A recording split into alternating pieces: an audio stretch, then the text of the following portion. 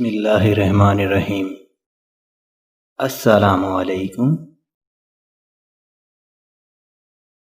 محبت کی انتہا۔ ایک شخص نے ایک خوبصورت لڑکی سے شادی کی۔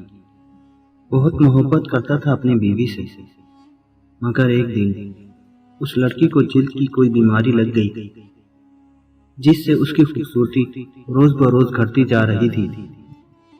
ایک دن اس کا شوہر کسی سفر پر نکلا۔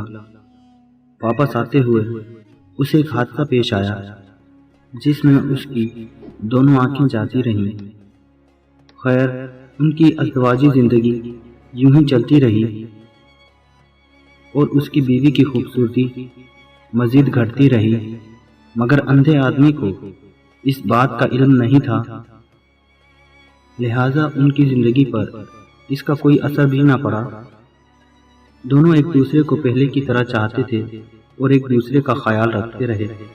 خدا کا کرنا ایسا ہوا کہ ایک دن اس لڑکی کا انتقال ہو گیا۔ اس کا شوہر نہایت غمگین تھا اس صدمے سے، جس کے باعث اس نے اپنا سب کچھ بیچ ڈالا اور اس شہر کو چھوڑ کر کسی دوسرے شہر جانے لگا۔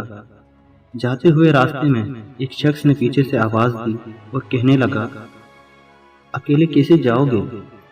اب تک تو آپ کی بیوی آپ کی مدد کرتی رہی، آپ کا خیال رکھتی رہی اور آپ کی آنکھیں بنی رہی۔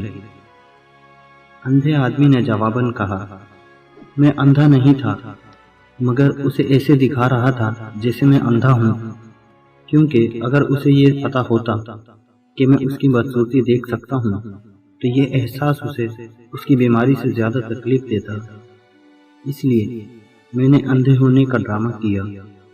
وہ بہت اچھی بیوی تھی، میں بس اسے خوش دیکھنا چاہ رہا تھا۔